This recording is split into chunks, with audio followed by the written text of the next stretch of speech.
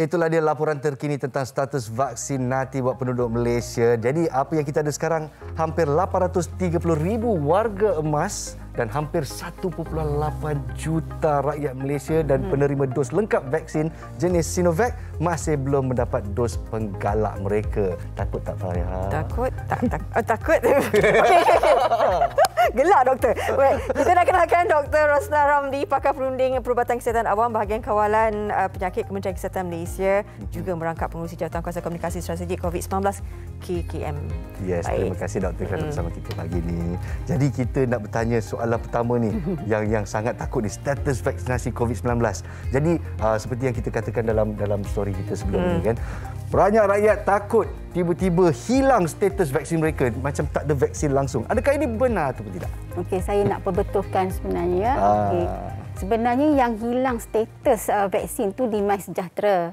Okey, kalau biasanya kalau MySejahtera tu kita punya lengkap vaksin tu warna kuning. Betul.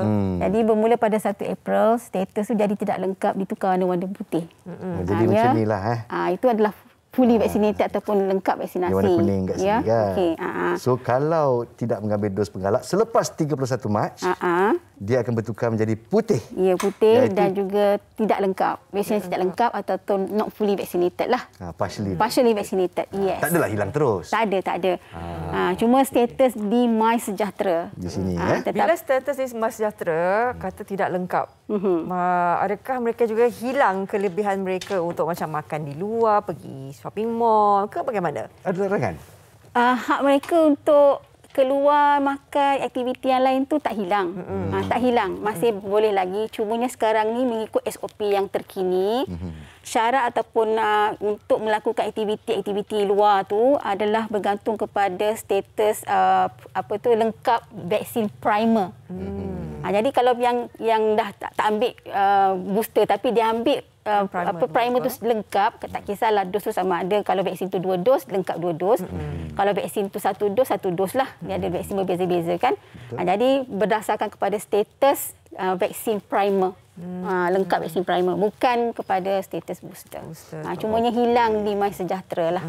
Hilang di MySejahtera tapi tidak lupus sama sekali. Ya, maklumat tu masih, vaksinasi tu masih ada. Cumanya yang luas status vaksinasi tu dia hilang di MySejahtera. Jadi kalau tak hilang, maknanya kita masih mempunyai hak untuk ke sana ke sini untuk makan dan sebagainya. Jadi apa yang menghalang kita sebenarnya kalau dia bertukar menjadi tidak lengkap seperti yang baru diwawarkan di European Union telah mengiktiraf MySejahtera sebagai sijil yang boleh diiktiraf lah. Kita boleh travel, kita boleh melancong dengan MySejahtera ini. Adakah ini akan mengganggu pelan mereka yang ingin melancong? Okey, kemungkinan ya. Kalau dia bergantung kepada syarat-syarat yang diletakkan oleh negara yang kita nak pergi tu. Kalau dia menerima Sinovac, terimalah. Kalau mereka memerlukan booster, kena ikutlah. Itu bergantung kepada polisi negara masing-masing. Cumanya di Malaysia untuk mereka yang tidak di booster pada golongan-golongan yang sepatutnya yang kita syorkan untuk di booster tu cuma hilang title di MySejahtera lah daripada yang status lengkap itu. Cumanya walaupun mereka masih boleh mengikuti aktiviti tu, cumanya tak cantiklah dalam MySejahtera. Jadi kita anggap itu sebagai satu soft reminder kepada mereka bahawa mereka sebenarnya berisiko. Antara orang-orang yang boleh mengikuti aktiviti tu, mereka yang ada putih tu ataupun mereka yang tidak lengkap tu, sebenarnya mereka tu berisiko sebenarnya untuk mendapat infeksi dan juga gejala teruk sekiranya terjangkiti COVID-19. It's a soft reminder for them. Peringatan lembut. Setakat ni yang kita tahu bahawa kita selalu mewarakan kan bagaimana mereka terima Sinovac ni, pergilah booster sebab ada juga negara-negara yang tidak menerima kan kalau Sinovac ni. Jadi bagaimana setakat ini, Doktor? Kalau kata sebelum ni kata 2 juta status vaksin tidak lengkap kan. Jadi bagaimana sebenarnya? Sebab apatah lagi nanti diorang ada satu pandangan. Mungkin kata alah tak lengkap je tapi boleh je pergi keluar. Jadi kenapa apa yang boleh maksudnya mendorong mereka untuk mengambil booster ni? Jadi itu kita memang tak wajib memang tak ada perundangan yang mengatakan mereka wajib ambil booster, tapi memang Kementerian Kesihatan memang sentiasa mengesyorkan memberikan penerangan bahawa kepentingan dos booster di kalangan golongan-golongan inilah Yang Sinovac dan juga warga 60 tahun ke atas yang ambil sebarang jenis dos, tak kisah jenis apalah vaksin dia ya. Sebab kalau kita daripada kajian yang kita buat oleh KKM, kita kumpul data-data daripada kemasukan hospital dan sebagainya, dan kita ada institut penyelidikan klinikal kita, dia tengok data-data tu, kita analyse, kita dapati bahawa mereka yang mengambil dos Sino ini, dia punya keberkesanan tu hilang selepas 6 bulan. Dia ada waning effect, ya. Kalau dulu dia turun sebanyak 50% daripada keberkesanan awal. Itu yang kita tak nak. Sebab tu yang kita kata kalau mereka yang ambil dos Sino, 2 primer itu, dia punya keberkesanan tu akan hilang sebanyak 50% daripada 7%. Berapa lama dalam tempoh? Lepas 6 bulan. Selepas 6 bulan dia akan hilang. Mula-mula dia 70% protection, lepas tu dia turun kepada lebih kurang 30%. Contohlah 80% turun kepada dalam 30%. Wow, sangat jadi 50% dia hilang protection dia. Jadi kita bimbang yang itu. Sebab itu kita kata tolonglah ambil booster supaya bila ambil booster dia akan top up balik dia punya immunity tu kepada 90%. Jadi dia lebih protection. Kalau sebelum tu dia hilang protection dia selama 50%. Begitu juga dengan vaksin-vaksin yang lain. Ada turun juga tapi tak banyak semacam Sino.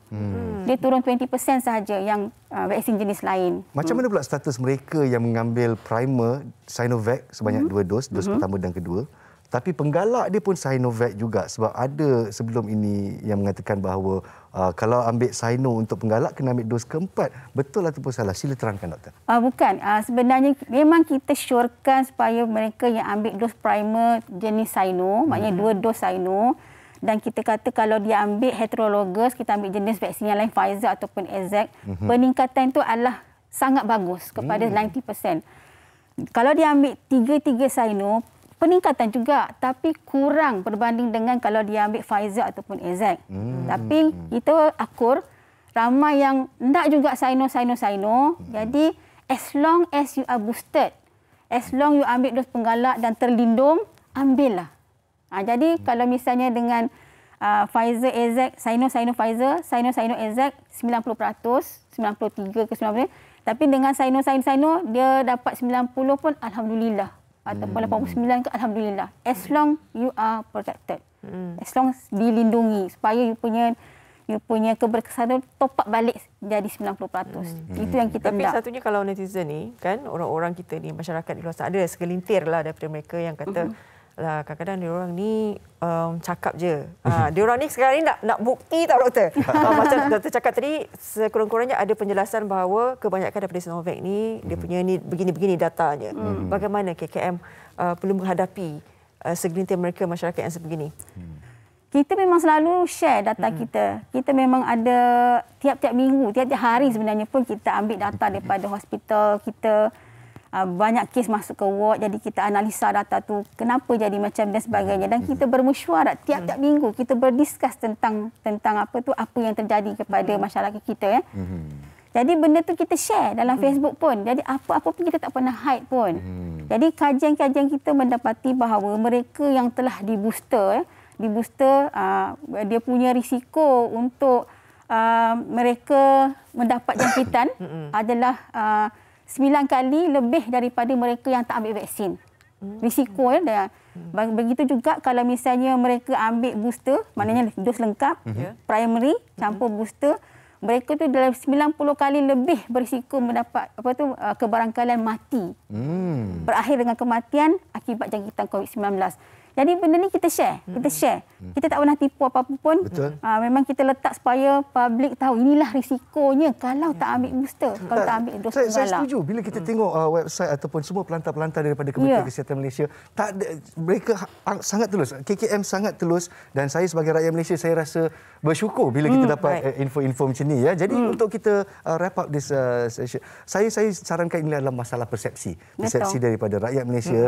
Jadi kita perbetulkan apa yang salah, kita luruskan apa yang bengkok. Ada segelintir macam ditekankan tadi. Jadi saranan doktor lah buat mereka yang mungkin rasa penat atau fatigue nak cocok lagi, atau mungkin mereka yang sangsi dengan informasi yang ada. Cuma saya nak pesanlah, kita tak pernah hide apa-apa, kita tak pernah tipu dan kita tak pernah menyorok apa-apa.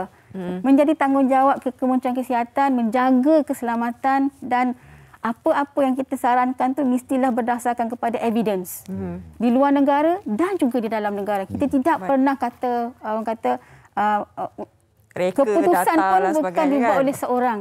Kami memang sentiasa berdiskus, berkumpul beramai-ramai antara pakar-pakar.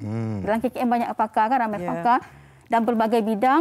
Kita berdiskus dengan data-data ini dan kita hasilkan kita punya polisi dasar dan sebagainya. Itulah. Jadi tolonglah trust us. Bagaimana saya cakapkan, trust us. Kita kerjasama supaya kita boleh keluar daripada pandemik ni. Kita lalui kita punya fasa ke arah pandemik ini dengan jayanya. Alhamdulillah. Terima kasih doktor. Terima kasih doktor di atas penerangan dan juga sedikit sebanyak dapat mencerahkan lagi apa yang mungkin sebelum ni kelabu je kan. Terus sikit. Baik.